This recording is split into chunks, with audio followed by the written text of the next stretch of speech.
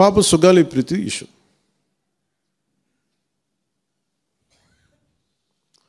పండ్లున్న చెట్టుగా రాళ్ళు పడతాయంటారు. ఎవరైతే చేయూతనిస్తారో, ఎవరైతే ఆదరిస్తారో వాళ్ళని తిడితే ఎట్లాగా? అసలు ఈరోజు సుగాలి ప్రీతి అనే కేసు ఎలా ఎక్కడి నుంచి బయటకు వచ్చింది మీరు చెప్పండి? ఇలాంటి అన్యాయం జరిగిందని ఎవరికి తెలుసు? ఈ రోజున గత ప్రభుత్వం 2019, 2024లో ఒక ప్రభుత్వం మీద, అప్పుడు ముఖ్యమంత్రి మీద మాట్లాడటానికి అసలు ఎవరికైనా ధైర్యం ఉందా? ఒక ముఖ్యమంత్రిని అరెస్ట్ ఒక మాజీ ముఖ్యమంత్రిని ఆ టైంలో అరెస్ట్ చేస్తే రావడానికి ఎవరు లేరు రోడ్ల మీద. అలాంటి పరిస్థితుల్లో ఓడిపోయి 2 చోట్ల ఓడిపోయి ఉన్న ఒక ఎమ్మెల్యే వాళ్ళ పార్టీకి వెళ్ళిపోతే ఏ మానసిక స్థైర్యం, ఏ ధైర్యం, ఏది ఉంటుంది చెప్పండి ఎవరికైనా? మరి అలాంటి సమయంలో నేను ఒక తల్లి పడ్డ వేదన తీసుకున్నా. నాకే సరదానా 2 లక్షల మంది జనం మధ్యలో నడుచుకుంటూ వెళ్ళి ఆ సమస్యను హైలైట్ చేసి వాళ్ళు సిబిఐకి ఇచ్చారు. సిబిఐకి ఇస్తే మన ఇంటర్నల్ పేపర్ వర్క్ మనకి ఎలా తెలుస్తుంది? ఇంటర్నల్ పేపర్ వర్క్ వాళ్ళు ఇస్తే వాళ్ళు ఏంటంటే జీవో రిలీజ్ చేశారు. మా దగ్గర నుంచి వెళ్ళింది కానీ ఎక్కడికి వెళ్ళాలో అక్కడి నుంచి ప్రొసీడ్ చేయాలి, అక్కడ ఆపేశారు. హోంశాఖ నుంచి వెళ్ళింది సెక్రటేరియట్లో ఎక్కడో నెక్స్ట్ ఫైల్ ఢిల్లీకి వెళ్ళాల్సిన అక్కడ ఆపేశారు. మేము హోంమంత్రికి మేము సిబిఐకి పంపించేసాం అంటే లెటర్ చేశారు, లాక్ చేసి లాకర్లో పెట్టారు. ఇది జరిగింది. ఈ ప్రాసెస్లో ఏం చేశారు, వాళ్ళకి ఈ కేసు కొంచెం సెన్సిటివ్ కేసు కాబట్టి మీకు చెప్తాను. సుగాలి ప్రీతి నేను ఎందుకు కొంచెం సున్నితంగా మాట్లాడాలి ఈ విషయం ఏదంటే, మీకు ఒక అన్యాయం జరిగినప్పుడు, ఎవరికైనా ఒక అన్యాయం జరిగినప్పుడు మనం ఏం చేస్తామంటే నాకు ఆ వ్యక్తికి శిక్ష పడాలి, ఇంకింతే ఉండాలి. వాళ్ళు ఏం చెప్తున్నారంటే, ఎవరైతే ఈ వెనకున్నారో మరి గవర్నమెంట్ ద్వారా వచ్చారు, గత ప్రభుత్వం ఎలా వచ్చారో వాళ్ళు ఏం చేశారంటే, మనం పెట్టిన ఒత్తిడి ఆ రోజు 2 లక్షల మంది మనం జనంతో తీసుకెళ్ళి అది నేషన్ వైడ్ ఇష్యూ అయ్యేటప్పటికి వాళ్ళు చేసింది ఏంటంటే, మనం చేసిన పోరాటం వల్లే ఎస్సీ ఎస్టీ అట్రాసిటీ కేసు బాధితులకు చట్ట ప్రకారం ఇచ్చే ప్రయోజనాలు, పరిహారాలు వారి కుటుంబానికి దక్కాయి. కర్నూలు రూరల్ మండలం దిన్నెదేవరపాడులో 5 ఎకరాల వ్యవసాయ భూమిని కేటాయింపబడింది. ఆ గ్రామం కర్నూలు నగరానికి 9 కిలోమీటర్ల దూరంలో ఉంది. ఈ రోజున మార్కెట్ వాల్యూ కనీసం ఎకరాకి అది వాళ్ళు చెప్పడం మీరు క్రాస్ చెక్ చేసుకుని 2 కోట్ల వరకు ఉంటుందని చెప్తా ఉన్నారు. వీరి కుటుంబానికి కర్నూలు కార్పొరేషన్లో కల్లూరు వద్ద 5 సెంట్ల ఇంటి స్థలాన్ని కేటాయింపు చేసిన ప్రభుత్వం. సెంటు 10 లక్షల నుంచి 15 లక్షల వరకు ఉంటుంది. పాప 2 తల్లిదండ్రులకి రెవెన్యూ శాఖలో జూనియర్ అసిస్టెంట్గా ఉద్యోగం ఇవ్వడం అయింది. ఇది కాకుండా ఇవి మన పోరాటం వల్ల ఒత్తిడి పెట్టడంలో వచ్చినాయి.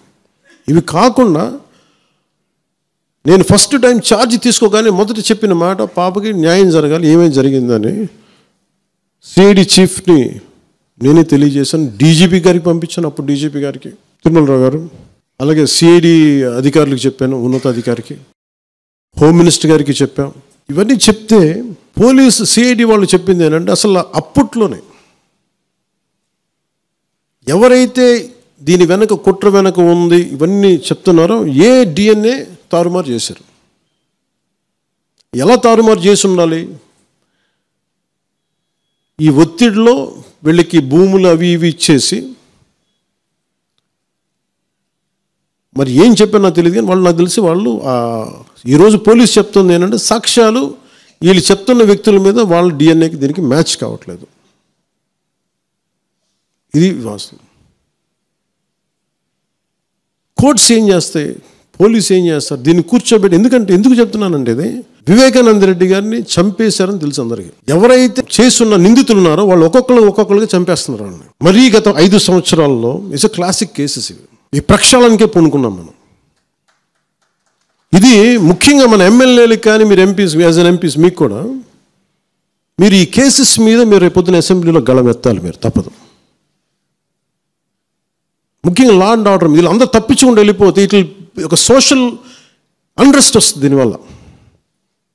అంటే వ్యక్తికి ఒక నేరస్తుడు చేసిన ఒక కులానికి చెందుతాడు, ఏదో ఒక నేరస్తుడు, మనం ఏం చేయలేము దానికి.